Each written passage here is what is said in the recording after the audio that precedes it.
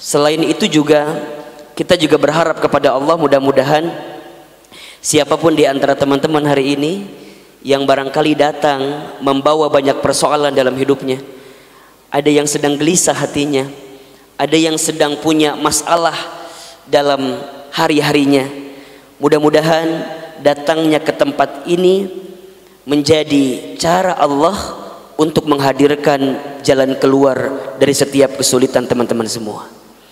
Maka oleh karena itu, Ahilman di awal kajian ini berpesan kepada teman-teman sekalian untuk terus berprasangka baik, berkata baik, berfikir baik, dan meminta yang baik-baik kepada Allah Subhanahu wa Ta'ala, agar kemudian majlis ilmu kita bukan hanya sekedar duduk saja, bukan hanya sekedar kumpul saja, bukan hanya sekedar hadir saja, tapi lebih dari itu, bahwa kita semua sedang benar-benar memohon kepada Allah Subhanahu wa Ta'ala untuk didatangkan pertolongan dari setiap kesulitan yang sedang kita hadapi. Karena disadari atau tidak, kondisi yang sedang kita hadapi saat ini, yang mungkin masih dalam keadaan pandemi COVID-19, ditambah juga kondisi ekonomi yang sudah agak menjurus kepada resesi ekonomi, belum lagi stabilitas politik yang barangkali makin hari makin tidak menentu dan segala macamnya. Maka demi Allah, Ahilman sampaikan, di tengah kondisi seperti ini tidak ada tempat bersandar terbaik kecuali Allah Subhanahu wa Ta'ala. Tidak ada tempat berharap terbaik kecuali Allah Subhanahu wa Ta'ala. Belum lagi hari ini begitu banyak teman-teman kita yang melangsungkan pernikahan, sedangkan yang di sini masih banyak yang belum menikah, dan mungkin juga ada yang ditinggal menikah dan segala macamnya. Ini ya kita butuh pertolongan, kekuatan dari Allah Subhanahu wa Ta'ala, agar kemudian kita bisa tenang, bisa yakin, dan bisa menguatkan diri kita untuk menjalani hari-hari kita di jalan Allah Subhanahu wa Ta'ala. Teman-teman sekalian, sore hari ini kita akan membahas satu topik yang menarik. Judulnya adalah hati yang kau sakiti. Ku menangis, gitu ya, kan ada menangis.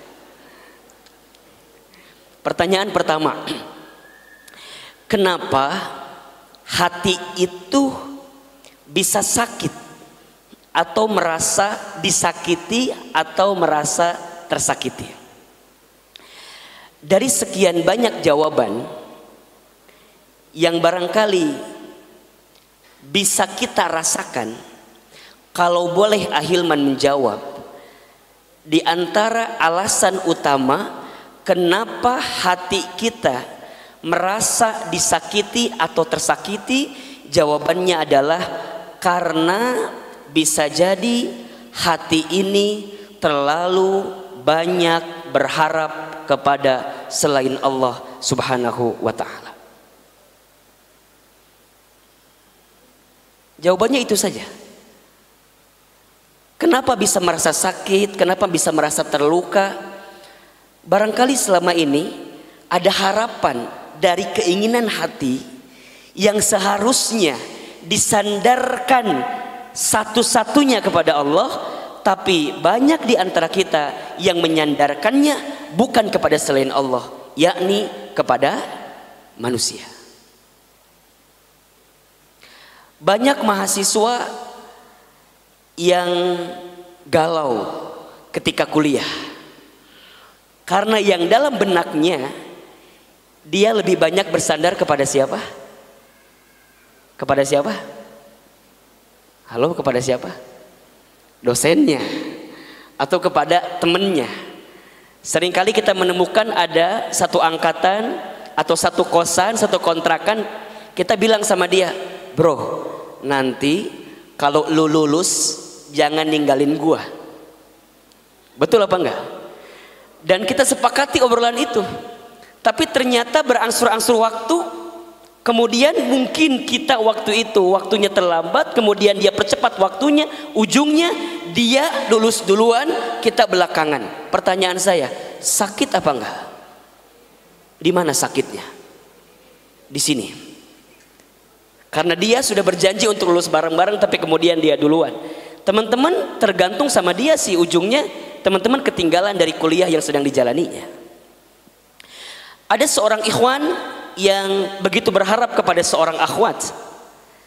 Ketika kenal di masa-masa SMA, sudah saling berikrar bahwa kita akan menyamakan foto kita di buku nikah yang sama. Misalnya, bahkan waktu itu kita tukeran foto ijazah kita sebagai bukti bahwa kita akan bersama sampai nanti di buku nikah. Tapi mohon maaf, waktu berjalan, si perempuan mulai membuka mata bahwa beli tas tidak butuh dengan hanya cinta. Ketika beli tas butuh pakai apa? Nah gitu, kira-kira begitulah ya. Butuh uang, butuh duit. Kemudian dia melihat laki-laki yang pernah terucap kalimat itu ternyata tidak ada harapan. Kalau bahasa ayeuna mah madesu lah, masa depan gitu kira-kira. Daripada saya mempertahankan orang yang madesu, kata si akhwat ini, lebih baik saya mencari laki-laki lain yang barangkali punya masa depan yang sukses. Jadi beda tipis doang, yang satu suram, satu sukses gitu ya. Sama-sama madesu sih, cuman yang satu suram, satu sukses. Maka wajar kalau kemudian si akhwat memilih berpaling dan pergi meninggalkan kita dan memilih laki-laki lain. Ada yang seperti itu di sini? Nu mana jelemana? Rada-rada karunya gitu, kumaha gitu ya. Begitupun juga sebaliknya, kalau ada seorang akhwat yang barangkali antum sudah berharap penuh kepada seorang ikhwan, yang antum percaya bahwa dia adalah calon pembimbing imam kita nanti ke depan gitu. Dari wajahnya kelihatan bahwa dia adalah masa depan kita. Tapi apa yang terjadi? Mungkin dia galau dengan keadaannya, dengan mudah kemudian dia memutuskan kita, meninggalkan kita dan pergi untuk memilih jalan lain daripada kita. Sedangkan kita menolak berbagai banyak laki-laki yang pernah datang ke kita hanya untuk laki-laki itu. Ada nggak yang pakai begitu? Begitu banyak yang nge-DM sama kita, cuman kita jawabannya, sorry, aku sudah punya. Tapi ternyata kalimat itu tak cukup menjadi bukti cinta yang sesungguhnya. Karena ternyata laki-laki pergi meninggalkan dengan sebab yang tanpa ada alasan itu. Pernah mengalami keadaan seperti itu? Baik. Apa kesimpulannya? Kenapa hati ini terlalu sakit, merasa sakit? Karena terlalu banyak berharap kepada manusia. Ustadz Ahilman, apakah salah saat kita berharap kepada manusia? Tentu salah. Karena manusia itu makhluk yang memang lemah, tak punya daya, tak punya kekuatan. Bukan salah orang yang dijadikan harapan oleh teman-teman, tapi salah teman-teman juga sih yang menitipkan harapan kepada makhluk yang tak harus menjadi harapan. Manusia memang tak bisa jadi sandaran, manusia memang tak bisa menjadi harapan. La haula wala quwata illa billah. Tidak ada daya, tidak ada upaya, tidak ada kekuatan, kecuali semua kekuatan itu didatangkan dari siapa? Allah Subhanahu wa ta'ala. Maka wajar kalau teman-teman sakit hati ketika berharap kepada manusia, karena manusia memang makhluk yang tidak punya daya, tidak punya upaya, tidak punya kekuatan. Sama, begitupun juga seterusnya. Pokoknya kata kuncinya, ketika teman-teman berharap kepada selain Allah, siap-siap konsekuensinya pasti kekecewaan. Sebaliknya, ketika teman-teman bersandar berharap kepada Allah, pasti jawabannya adalah kebahagiaan. Kenapa banyak orang yang kemudian merasakan bahagia? Karena dia tidak bersandar kepada manusia, tapi dia bersandar kepada Allah. Kenapa banyak orang yang kemudian merasa sakit, terluka, terhianati, kemudian kecewa? Karena dia bersandar kepada manusia. Para istri, mohon maaf, Begitu banyak para istri yang seringkali curhat ke Ahilman. Ahilman, kok aku begini.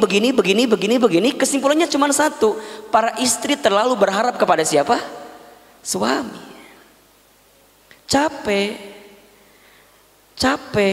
Ahilman, nah hanya suami aku tuh jadi begini. Dah baheula mah waktu awal-awal PDKT tuh nggak kayak begini. Apa nggak ketuker sama suami tetangga gitu? Dan suami tetangga meni asa soleh, bager gitu ya, dengan semua indikator yang disebutkannya. Bukan itu, karena ketika kita menikah, kita menikahinya karena dia, bukan karena siapa? Allah. Mohon maaf ya, sesuatu yang kalian dapatkan sebelum menikah bisa jadi berbeda setelah menikah. Beda. Ikhwan sebelum menikah luar biasa, mempesona. Karena memang yang dihadirkan adalah tebar pesonanya. Betul apa enggak? Ada yang pernah ada korban dari ikhwan di sini ada? Kelihatan gitu. Kelihatan. Jadi memang dia menebar pesona sebelum menikah. Setelah menikah kelihatan A, B, C sampai Z-nya kelihatan. Terus gimana Ahilman? Makanya mohon maaf, kalau ada orang yang baru menikah, kemudian pegangannya atau sandarannya bukan Allah, maka siap-siap di awal pernikahannya pasti dia mendapatkan kekecewaan dalam hidupnya. Makanya lihat ya, kenapa ayat tentang pernikahan itu yang biasa ada di kartu undangan itu, surat Ar-Rum ayat 21 yang teman-teman sering kali hafal, itu dibuka awal ayatnya dengan wa min ayatihi. Begitu. Dan di antara tanda-tanda kekuasaan Allah, maksudnya adalah di antara tanda-tanda yang mendekatkan dirimu dengan Allah. Artinya, kalau antum berumah tangga, kalau kita berumah tangga, ingin rumah tangganya bahagia, maka jadikan indikator pertamanya adalah rumah tangga itu untuk mendekatkan kita dengan Allah Subhanahu wa taala. Kalau rumah tangga di awal pernikahan malah membuat kita jauh dari Allah, agenda-agenda bersama yang dulu kita pernah jalin bersama, ada perasaan cinta bersama di awal sebelum menikah, dekat karena Allah, tapi saat di awal berumah tangga menjauhkan dia dari Allah, maka siap-siap dia akan kecewa dibuatnya. Dulu sebelum nikah rajin ngaji dua-duanya, misalnya rajin ngaji, ikhwannya rajin ngaji, akhwatnya rajin ngaji, bahkan dia pun bertemu di tempat pengajiannya. Tapi mohon maaf, kalau saat dia menikah meninggalkan kebiasaan dulu yang pernah dirangkai bersama dalam kebersamaan ketika ngaji sebelum menikah, maka mohon maaf, Ahilman bisa pastikan, mohon maaf ya, mungkin kita akan mendapatkan kekecewaan karena kurang ruhaninya, kurang ruhiyahnya, kurang chargingnya yang bisa menguatkan kita. Teman-teman dulu nganggur misalnya, gak punya pekerjaan. Di saat kondisi seperti itu kita langsung mencari jalan kan untuk bisa mendapatkan kebaikan di sisi Allah. Kita datang ke masjid, kita ngaji dan segala macamnya, sampai kemudian kita mendapatkan ketenangan. Hati-hati ketika teman-teman nanti punya dapat pekerjaan, jangan tinggalkan kebiasaan yang sebelum dapat pekerjaan itu. Makanya ada istilah, kenapa sih kita itu kalau mendatangi Allah pas sedang punya masalah aja gitu loh. Padahal yang paling penting itu, coba datangi Allah di waktu lapangmu, agar kemudian Allah hadir di waktu sempitmu. Dan ini adalah sesuatu yang perlu digarisbawahi oleh kita semua, bahwa kenapa hati ini bisa sakit, bisa merasa tersakiti atau disakiti? Jawabannya karena terlalu banyak berharap atau bersandar kepada selain Allah, kepada manusia. Al-Imam Asy-Syafi'i itu pernah mengatakan dalam satu kalimatnya, indah sekali. Kata beliau, ketika hatimu terlalu berharap kepada seseorang, maksudnya kepada selain Allah, maka Allah timpakan ke atas kamu pedihnya pengharapan, supaya kamu mengetahui bahwa Allah sangat mencemburui orang yang berharap kepada selainnya. Allah menghalangi dari perkara tersebut semata-mata agar ia kembali berharap kepada Allah Subhanahu wa taala. Kenapa Allah menghilangkan seseorang yang kita cintai dalam hidup kita misalnya? Bisa jadi pada saat yang bersamaan kita menduakan Allah, yang kemudian membuat Allahnya berjarak dengan kita, jauh dengan kita, karena kita terlalu sibuk dengan seseorang yang kita cintai itu. Makanya kalau teman-teman pernah merasakan kehilangan, kadang kita itu butuh waktu untuk merasakan kehilangan agar kita bisa menemukan mana yang harus kita pertahankan dalam hidup ini gitu.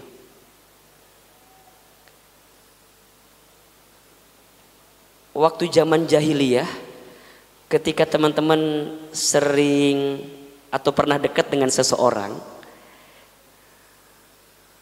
halo, sepakat disebut jahiliyah nggak apa-apa ya? Kenapa diam-diam aja ini tuh? Nggak apa-apa ya, mohon maaf ya. Kan dulu waktu kita sebelum tahu misalnya gitu ya, kita kan banyak menghabiskan waktu dengan orang yang kita cintai itu. Betul apa enggak? Bangun dari tidur, yang kita pikirkan siapa? Dia. Mau makan, yang kita pikirkan siapa? Dia. Habis makan, yang kita pikirkan siapa? Dia. Mau berangkat kemana-mana, lapor sama siapa? Dia. Lagi ngapain di tempat tujuan, kita bilang sama siapa? Dia. Mau pulang dari tempat tujuan ke rumah kita, bilang apa enggak? Bilang. Sama siapa bilangnya? Dia. Mau mandi, bilang apa enggak? Bilang. Aku mandi dulu ya.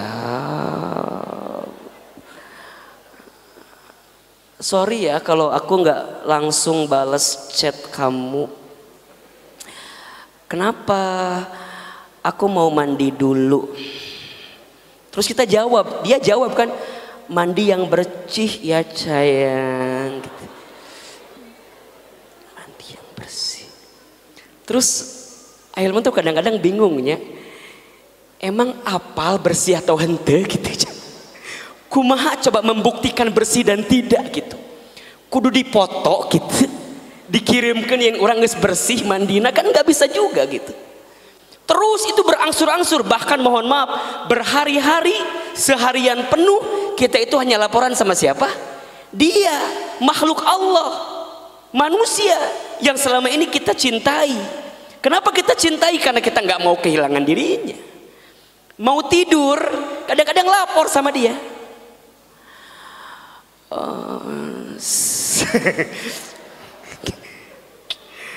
Kumahanya asa teu kabayang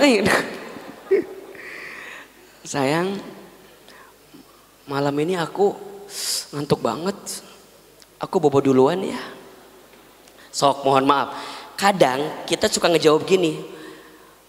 Oh ya udah, kamu istirahat aja. Tapi aku jadi bete nggak ada yang nemenin gitu loh. Suruh sare tapi ngomel, kumaha kabayang tuh.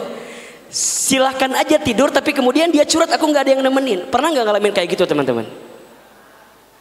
Pernah? Cik atuh mikir teh naonan sih eta teh. Eta teh naonan sih gituan teh. Dan meni asa nggak ada ujungnya eta teh.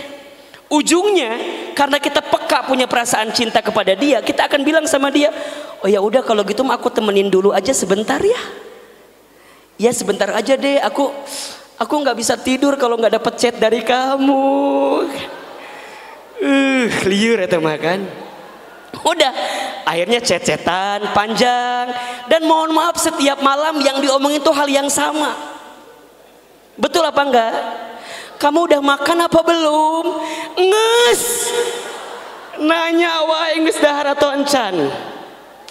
Tadi kamu makan pakai apa? Maknya kudu dijelaskan kabehanana. Sayur asem, jengkol, ati, maknya. Tapi kan kadang-kadang nanya ya. Dan kita tuh kadang-kadang suka ngerasa ada yang kurang kalau nggak ditanya sudah makan atau belum. Kita tahu itu pertanyaan yang membosankan, tapi kadang-kadang kita suka nanya, kok kamu nggak nanya aku udah makan apa belum sih? Kamu beda banget sih hari ini sama kemarin. Ngeluh terus, akhirnya itu berlanjut. Yang tadinya mau sebentar, jadinya lama atau sebentar? Lama. Kenapa? Karena setan masuk mempengaruhi obrolan di antara mereka berdua. Dan biasanya kalau sudah tidak ada obrolan lagi, obrolan yang keluar adalah hal-hal yang berbau kepada maksiat. Pasti itu. Pasti itu. Setan sudah masuk masalahnya. Dari awal setan sudah membuntuti dia. Saat dia mencintai berlebihan kepada makhluk, dia berharap kepada makhluk, dia bersandar kepada makhluk, dia takut kehilangan makhluk itu, setan ikut campur agar di waktu itu teman-teman lupa dengan Allah Subhanahu wa taala. Ujungnya apa? Nggak kerasa loh, kita udah jam 12 malam. Tidur yuk. Yuk. Tapi kamu aja yang tutup teleponnya. Kata si orang itu, enggak, kamu aja. Ujungnya ya udah kita barengan aja ya. 1, 2,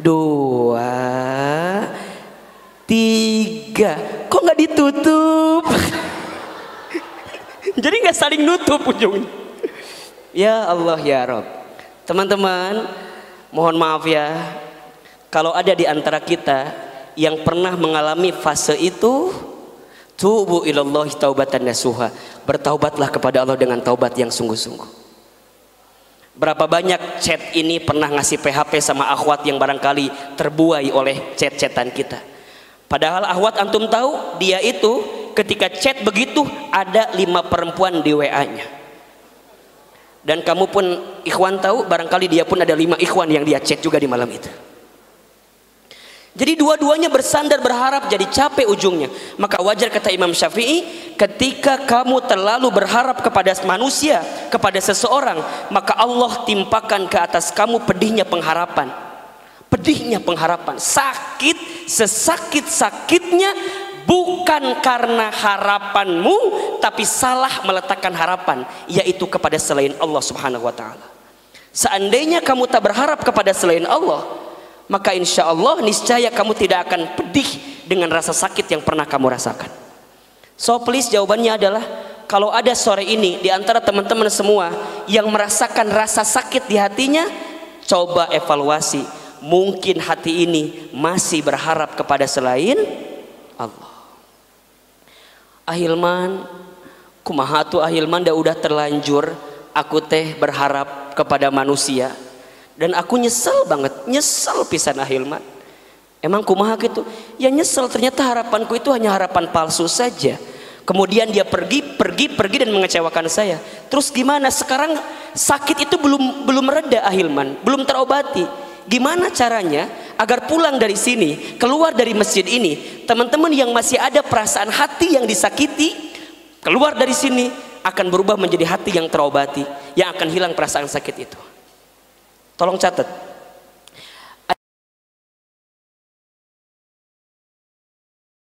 Beberapa cara agar hati yang sudah tersakiti kemudian bisa terobati. 1,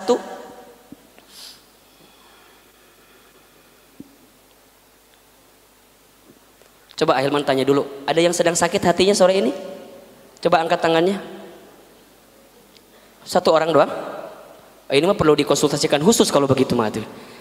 Ini semua ya, Ahilman saya sakit hati nih. Oke. 1, obat sakit hati itu atau obat dari hati yang tersakiti itu adalah zikrullah, mengingat dan menyebut nama Allah.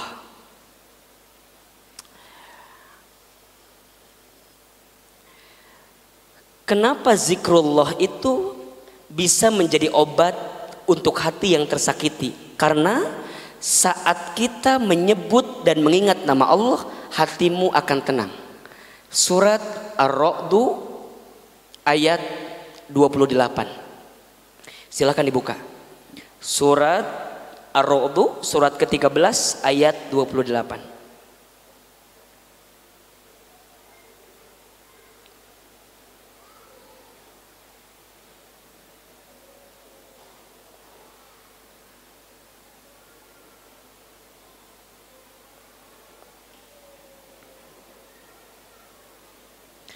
Sudah ketemu ayatnya? Baik. Ahilman mulai sore ini akan membiasakan untuk membaca ayatnya, kemudian kita terjemahkan pelan-pelan. Oke? Agar teman-teman bisa belajar menerjemahkan Al-Quran. Ya, minimal pulang dari sini dapat 1 ayat, 2 ayat. Alhamdulillah.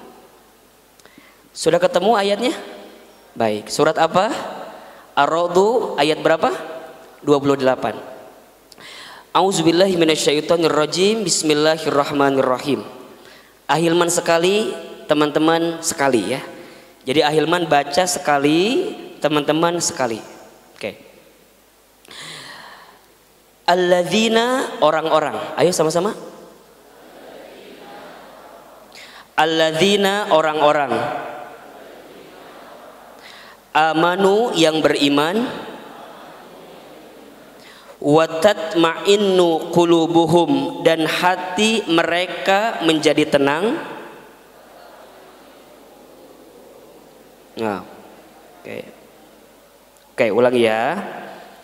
Wa tatma'innu, dan menjadi tenang. Qulubuhum, hati-hati mereka. Bizikrillah, dengan mengingat nama Allah. Ala, ingatlah. Bizikrillah, dengan menyebut nama Allah. Tatma'innul qulub, maka hatimu menjadi tenang. Oke, kita ulangi ya. Alladzina amanu, dan orang-orang yang beriman. Orang-orang yang beriman. Wa tatma'innu qulubuhum, dan menjadi tenang hati-hati mereka.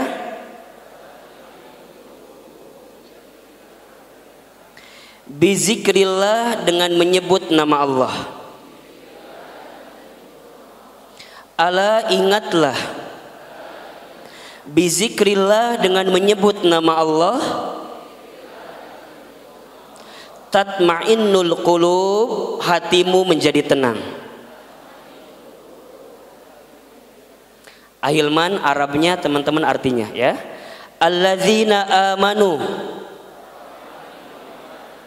wa tatma'innu qulubuhum, dan menjadi tenang hati-hati mereka. Mereka itu siapa? Orang-orang beriman, gitu ya. Dan menjadi tenang hati-hati mereka. Oke, ulangi. Wa tatma'innu qulubuhum. Enggak usah ragu-ragu ya. Keluarkan aja suaranya. Itu kunaon sariawan atau naon? Keluarkan doa kalem. Nanti habis kajian dapat makan insyaallah ya. Tenang. Bizikrillah, dengan menyebut nama Allah. Ala bizikrillah tatma'innul qulub, hatimu menjadi tenang. Ulangi nih, masih kena ayat ulang ya. Ya, ulangi ya, minimal nempel nih ayat ini satu nih ya. Alladzina amanu wa tatma'innu qulubuhum bizikrillah. Ala bizikrillah tatma'innul qulub. Baik. Teman-teman sekalian, yang kita butuhkan saat hati merasa disakiti adalah ketenangan. Betul atau tidak? Jika gelisah, solusi semudah apapun kadang-kadang gak bisa dapat dalam kehidupan kita. Tapi kalau hati tenang, setidaknya kita akan dituntun untuk mendapatkan solusi dari persoalan kita. Dan ketenangan itu bisa kita dapatkan dengan zikrullah, menyebut, mengingat nama Allah. Zikir kepada Allah. Pribadi berzikir itu, teman-teman sekalian, adalah dia yang menjadikan setiap langkah dalam hidupnya adalah proses aktivitas untuk semakin ingat dengan Allah. Duduknya ingat dengan Allah, berdirinya ingat dengan Allah, tidurnya maka dalam tidurnya pun dia melafazkan lafaz Allah. Ketika dia mendapatkan sesuatu dalam hidupnya, maka yang terucap di lisannya hanyalah kalimat Allah. Ketika mendapatkan nikmat, yang keluar kalimatnya adalah alhamdulillah. Ketika mendapatkan musibah, sesuatu yang menyakiti, menyulitkan, maka yang keluar kalimatnya adalah inna lillahi wa inna ilaihi raji'un.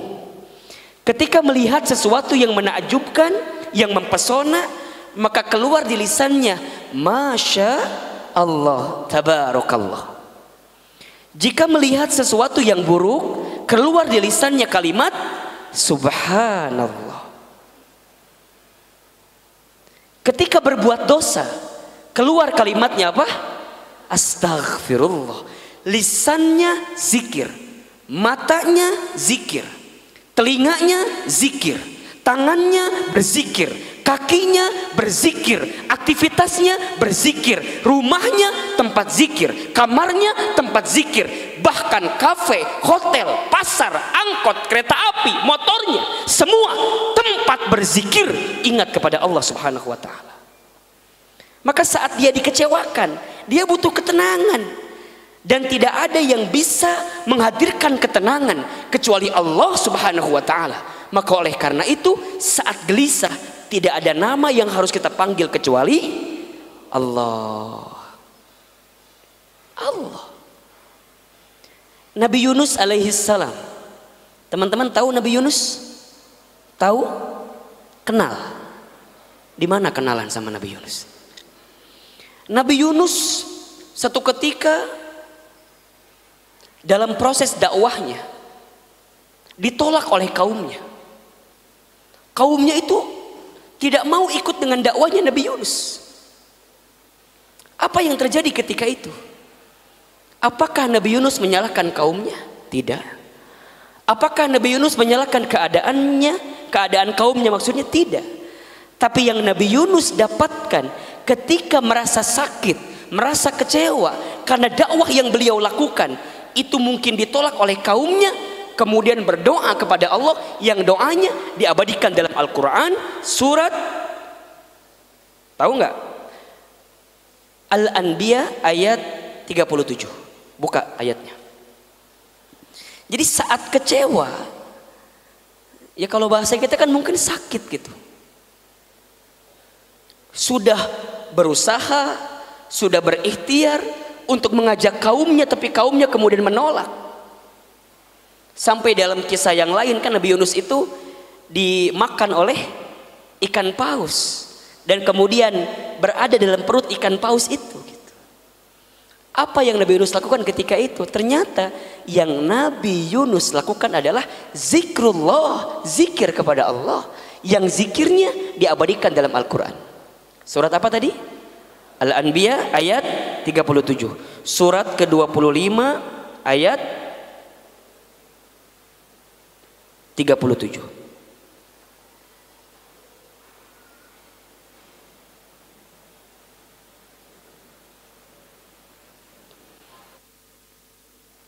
Sudah dibuka ayatnya? Baik. Mohon. Betul nggak? Surat apa? Ada yang tahu nggak? Mohon maaf. Ternyata salah.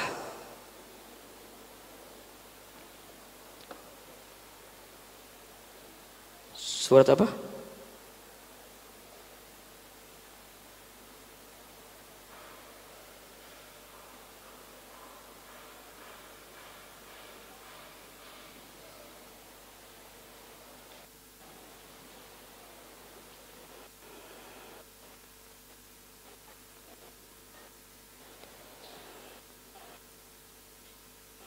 Ada yang tahu suratnya?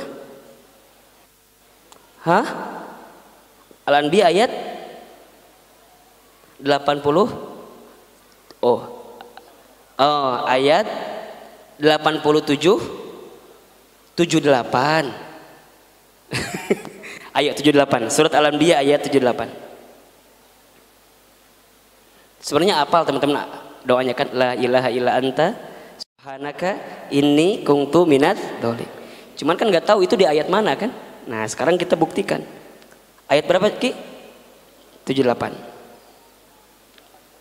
Dan juga 87. 87 88. Itu kumaha sih pembisik teh nu mana nu benernya? 87.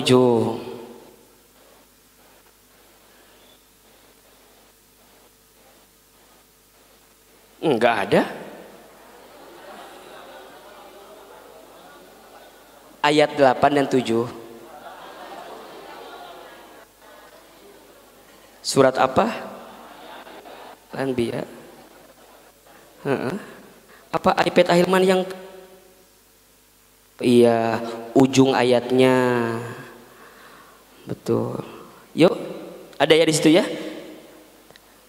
Dan ingat kisah Zunnun Yunus ketika ia pergi dalam keadaan marah, lalu ia menyangka bahwa kami tidak akan mempersempitnya, maka ia menyeru dalam keadaan yang sangat gelap. Jadi kondisinya kan tadi yang Ahilman menceritakan bahwa Nabi Yunus sudah berdakwah, sudah menyampaikan kepada umatnya, tapi ternyata umatnya tidak menerima apa yang Nabi Yunus sampaikan. Kecewa tentu, sakit hati tentu, tapi di saat yang bersamaan apa yang keluar dari lisannya?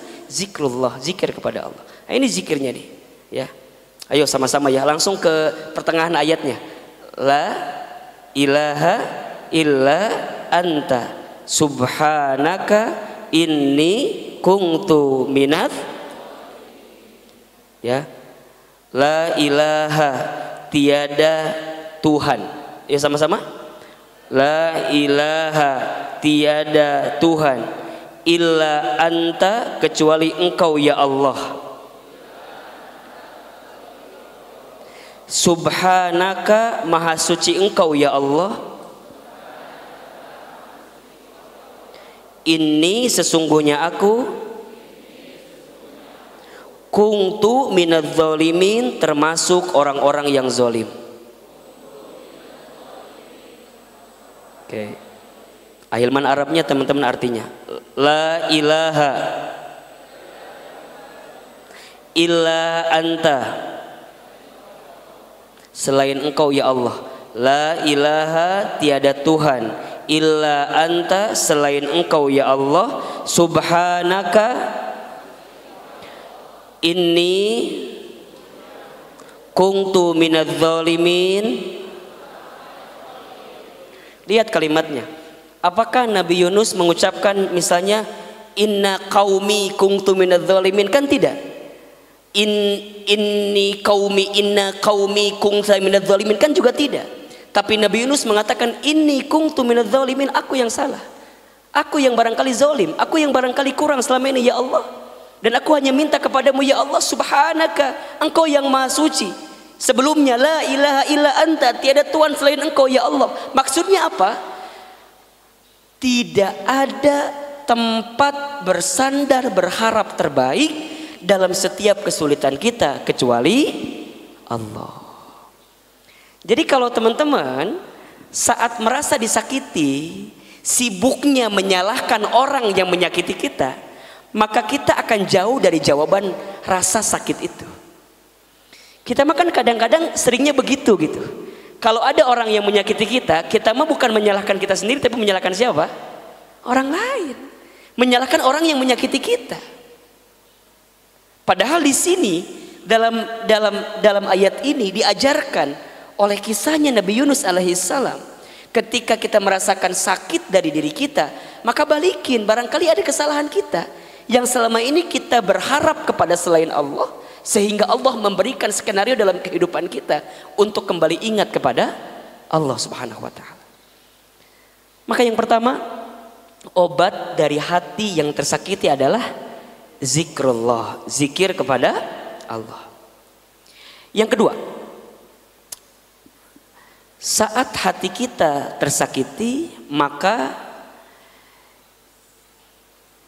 jadikanlah waktu atau skenario hati yang merasa disakiti itu untuk bermuhasabah, mengevaluasi diri di hadapan Allah Subhanahu wa taala.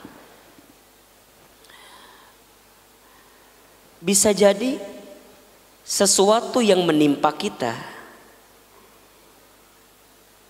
dititipkan kejadiannya melalui orang yang menyakiti kita, agar kemudian kita mengevaluasi diri, bermuhasabah diri. Ya Allah ya Rob, dosa apa ya yang hamba lakukan sehingga engkau mengirimkan orang yang menyakiti diri hamba, yang lisannya, ucapannya, statusnya, medsosnya mungkin menyakiti kita. Jadi sibuknya lebih berkaca kepada diri sendiri. Ahilman, apakah setiap kejadian yang menyakitkan dalam diri kita itu karena ulah perilaku dosa kita? Ya. Surat Asy-Syura, surat ke-42 ayat 30. Ya. Surat apa? Asy-Syura ayat 30.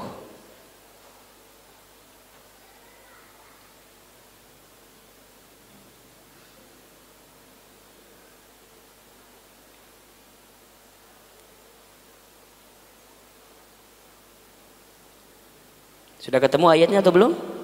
Baik. Sama-sama ya, Ahilman baca sekali, teman-teman ikutin.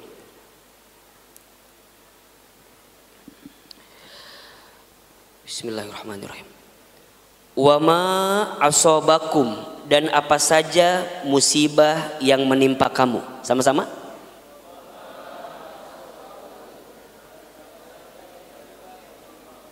Wa ma asobakum, dan apa saja musibah yang menimpa kamu.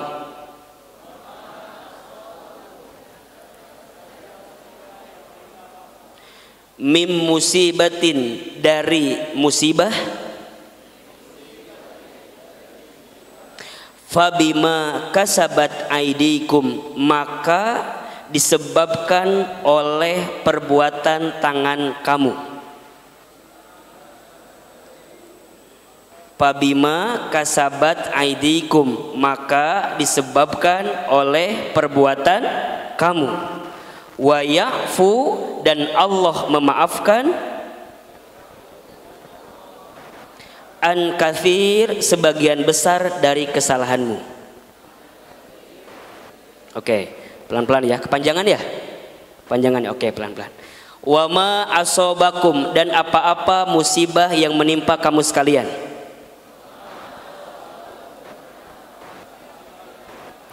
Mim musibatin, dari musibah. Fabima kasabat, maka disebabkan. Aidikum, perbuatan tanganmu sendiri. Wa ya'fu, dan Allah memaafkan. An katsir, sebagian besar kesalahan-kesalahanmu. Wa ma asobakum, terjemahin. Kan udah 3 kali, masa diulang-ulang. Wa ma asobakum, dan apa saja musibah yang menimpa kamu sekalian. Mim musibatin, dari musibah. Fabima kasabat, maka disebabkan. Aidikum, oleh perbuatan tangan kamu sendiri. Wa ya'fu, dan Allah memaafkan. An katsir, sebagian besar kesalahanmu. Lihat kalimatnya ya teman-teman. Kalau ada sesuatu yang menimpa dalam kehidupan kita, yang menyakitkan kita, yang menyakitkan kita, yang menyedihkan kita, yang menjadi musibah dalam diri kita, maka aidikum, itu disebabkan oleh perilaku kita. Kita kan kadang-kadang suka bilang begini, Allah nggak adil gitu ya. Kok Allah nimpain kayak gini ya sama aku gitu. Sering kita ucap kayak gitu ya. Mohon maaf, kalau yang baik-baik itu datangnya dari siapa? Allah. Tapi kalau yang buruk-buruk memang izin Allah, tapi sebab siapa yang menjadikan itu semua? Perilaku diri sendiri. Maka kalau hati kita merasa tersakiti atau ada orang yang menyakiti kita sampai hati ini merasa disakiti oleh orang tersebut, maka jadikan kesempatan itu sebagai muhasabah, mengevaluasi diri. Dosa apa yang selama ini kita perbuat sampai kemudian Allah mendatangkan orang yang menyakiti diri kita. Jadi kacamata angle-nya itu tidak menyalahkan orang lain, tapi menyalahkan siapa? Oh, kita. Dari mana Ustadz cara memulainya? Ya mungkin bisa dari mulai, oh mungkin selama ini saya salah sih berharap sama selain Allah.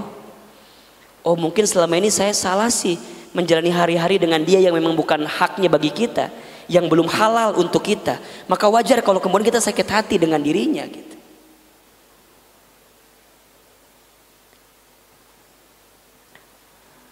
Muhasabah ini satu keadaan yang penting untuk kita hadirkan setiap saat, setiap waktu. Hasibu qabla an tuhasabu. Hisablah diri kamu sekalian sebelum kamu dihisab oleh Allah Subhanahu wa taala. Kita ini kan semua akan bertemu dengan satu hari namanya yaumul hisab.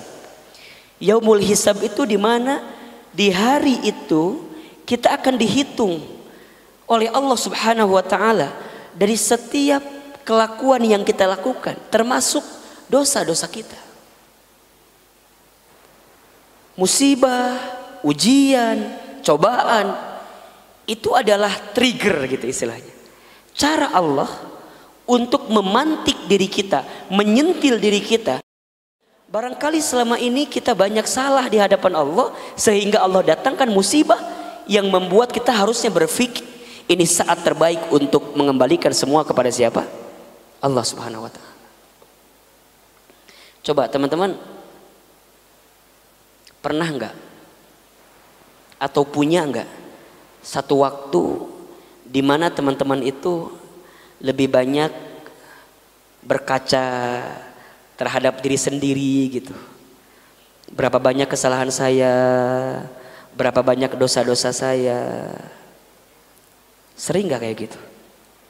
Pernah enggak ada satu waktu yang teman-teman gunakan untuk itu?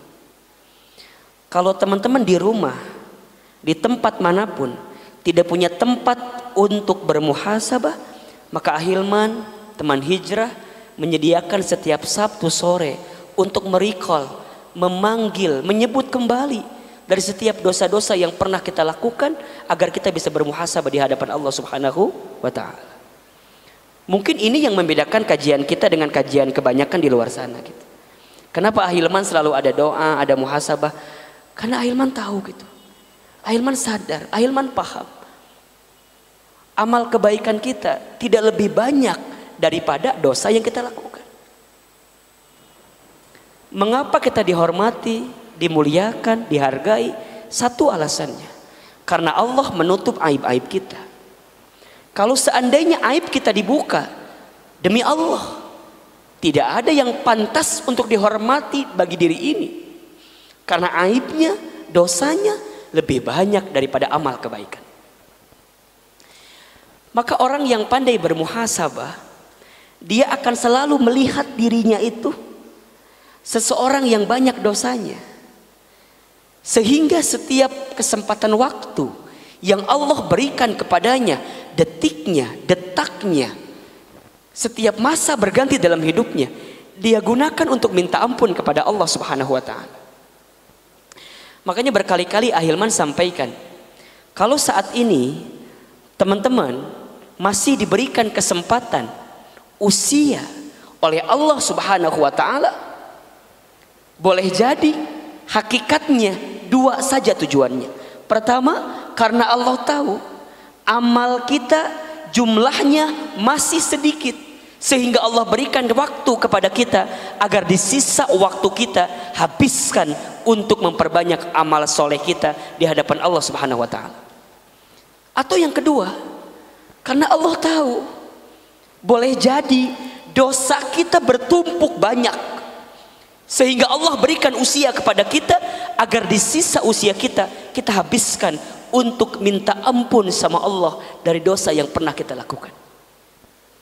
Teman-teman yang barangkali hari ini belum ketemu jodohnya, belum sempat menikah, husnuzon, muhasabah, bisa jadi teman-teman sedang diberikan waktu oleh Allah Subhanahu wa taala untuk lebih banyak berbakti, memuliakan, membersamai orang tua. Karena mungkin selama ini teman-teman jauh dari orang tua teman-teman sekalian. Sehingga teman-teman diberikan waktu oleh Allah. Neng, mungkin kamu belum saatnya menikah, karena kamu masih diberikan kesempatan oleh Allah untuk memuliakan orang tuamu. Karena barangkali nanti kalau sudah menikah, waktumu terbatas, waktumu mungkin tidak banyak seperti sekarang. Maka mohon maaf lahir batin teman-teman sekarang yang belum ketemu jodohnya, belum menikah, gunakan semaksimal mungkin untuk berbakti memuliakan orang tua. Habiskan untuk itu semua. Terus teman-teman nanya sama Ahilman, Ahilman memang kalau udah nikah nggak bisa berbakti sama orang tua? Bisa. Jangan dibalik, oh berarti kalau kata kaleme kalau gitu mah kayak 50 tahun nikah anak gitu mah udah biar berbakti dulu. Bukan. Jadi kan kita tuh kadang-kadang minta sesuatu tapi skenario yang terjadi itu nggak sesuai dengan kita kan. Nah di saat seperti itu teman-teman harus lihat angle lain gitu loh. Angle-nya apa nih, hikmah apa nih yang sedang Allah siapkan. Teman-teman kuliah pengennya S1 itu lulusnya maksimal berapa tahun? 4 tahun. Tapi ternyata mohon maaf mungkin teman-teman lulusnya nggak 4 tahun, malah 7 tahun. Kenapa coba kira-kira? Ulin wae sih 7 tahun lulusnya merenan. Coba pikirkan apa nih hikmahnya, apa? Jangan menyesali keadaan. Kalau tahu teman-teman terlambat 7 tahun itu lama banget kuliahnya, teman-teman mikir, oh ya Allah ya Rabb, mungkin selama ini kuliahku lama agar saya lebih banyak bersama dengan dosen pembimbing saya. Ada orang yang bimbingan tuh bertahun-tahun, ada nggak kira-kira? Ada, diuji kesabaran, dia telepon lagi dosennya, bimbingan lagi, ditolak lagi, telepon lagi, bimbingan lagi. Teman-teman santai aja menjalani itu semua karena tahu ada hikmah di balik itu semua. Maka ayo deh, yang kedua, agar hati ini tidak terlalu sakit ketika ada yang menyakiti kita, jadikan momentum sebagai apa? Muhasabah. Allah sedang akan mengampuni dosa-dosa kita melalui orang yang menyakiti kita. Kalau begitu kita akan bahagia gitu loh. Kita akan lapang menerima skenario itu. Ahilman, aku tidak ditinggal sama dia. Kalau dipikirin galau habis kita mikirin dia. Dia menikah sama yang lain, bulan madu malam pertama. Orang mengahulang dia mah udah kemana-mana, kita masih mikirin dia. Capek bos, capek bro, capek sis, udah teh mulailah move gitu, mulailah pindah, jadikan muhasabah. Oh ya Allah, barangkali dia pernah menyakiti saya, karena Allah sedang mengampuni dosa-dosa saya yang selama ini saya buat bersama dengan dirinya. Selesai. Jadi bahagia kalau ada orang yang menyakiti kita, memfitnah kita, melukai kita, bawaannya tuh enak aja, enjoy aja, karena di saat yang bersamaan Allah mengampuni dosa-dosa kita. Coba teman-teman Ahilman tanya, seneng gak kalau dosa kita diampuni oleh Allah? Senang. Makanya Allah kirimkan orang yang menyakiti kita agar di saat yang bersamaan kalau kita paham, kita minta ampun sama Allah dan dosa kita diampuni oleh Allah Subhanahu wa taala. Yang ketiga, agar hati apa? Tidak mudah disakiti. Tenang.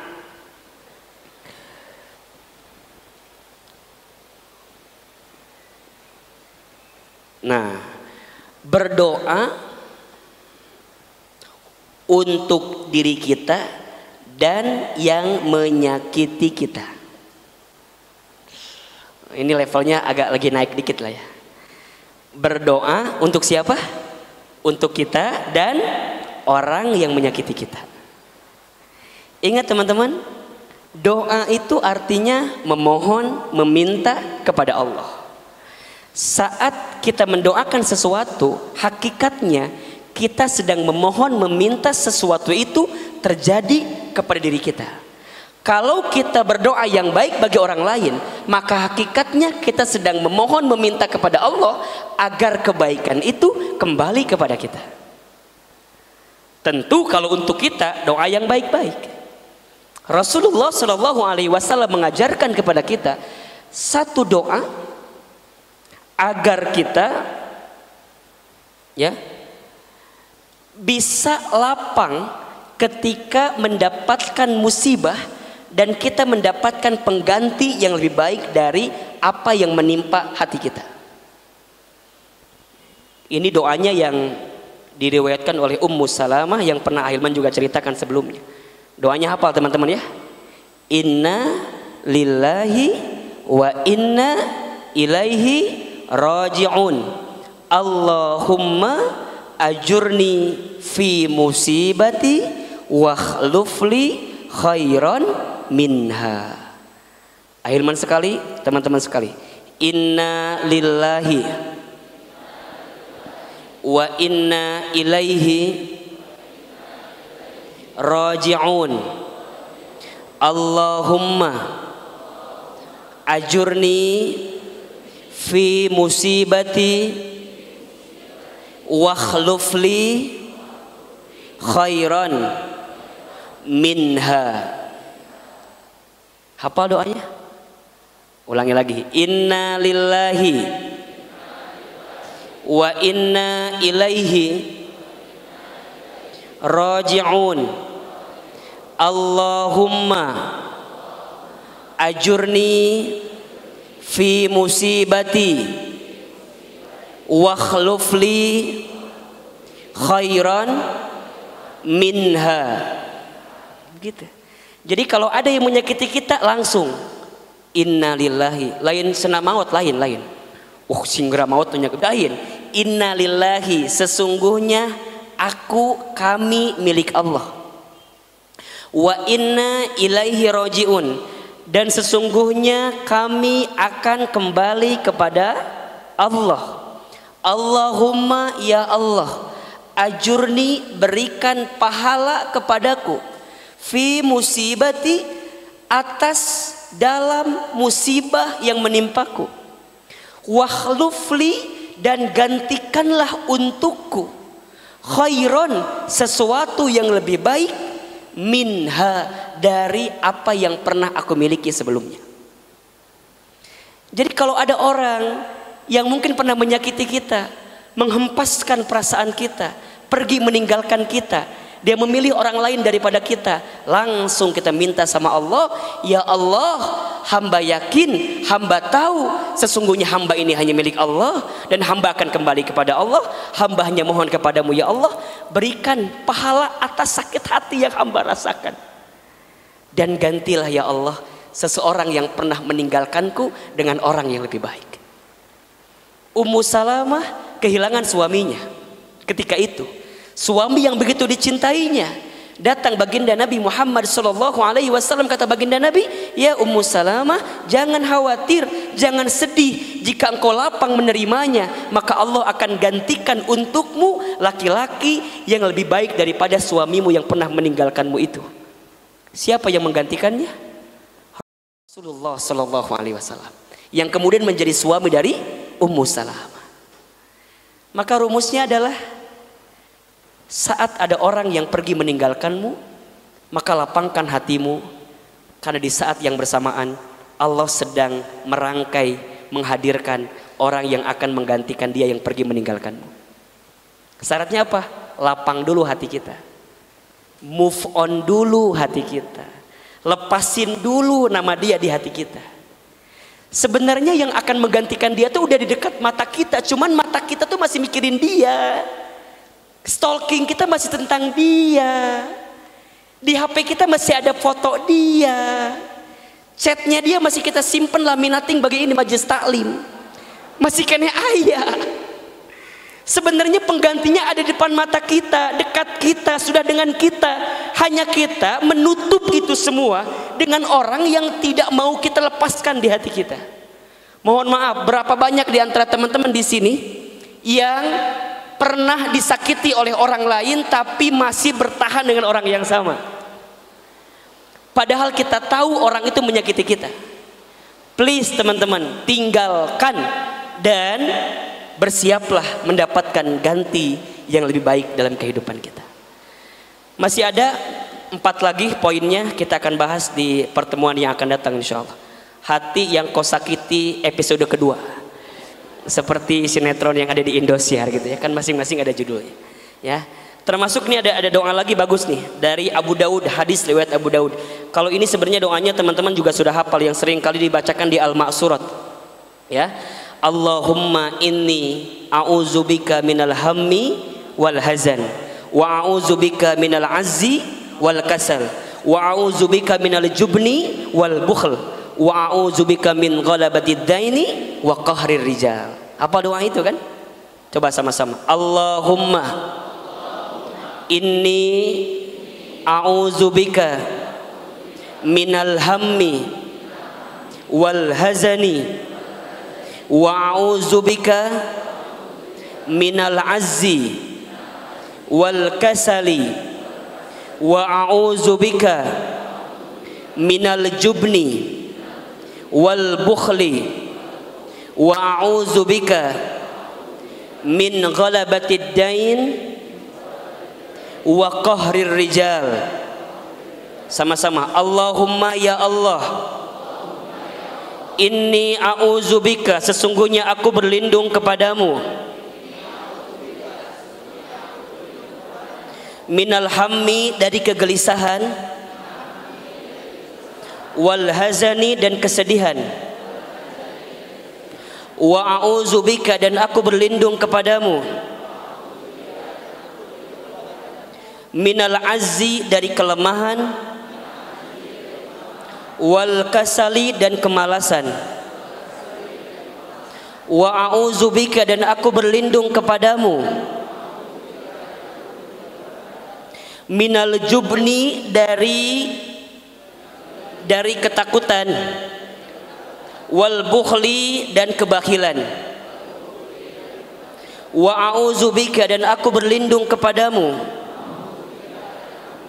min ghalabatid dain, dari terjerat hutang, wa qahrir rijal, dan ketertindasan. Hadis riwayat Abu Daud. Nah, ini bisa teman-teman baca. Makanya kekuatan terbaik yang bisa kita bacakan di saat kita tersakiti adalah doa. Doa untuk kita dan doa untuk orang lain. Jadi kalau orang lain menyakiti kita, jangan doain yang buruk-buruk. Misalnya mohon maaf nih, dia nyebarin surat undangan nikah misalnya, set,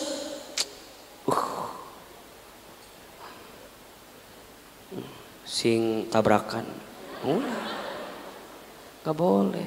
Ketika dapat undangan dari mantan, langsung doakan, barakallahu laka wa baraka alaika wa jama'a bainakuma fi khair. Kirim, selamat ya, akhirnya kamu menemukan seseorang yang lebih baik. Udah ada cateringnya atau belum? Emang kenapa?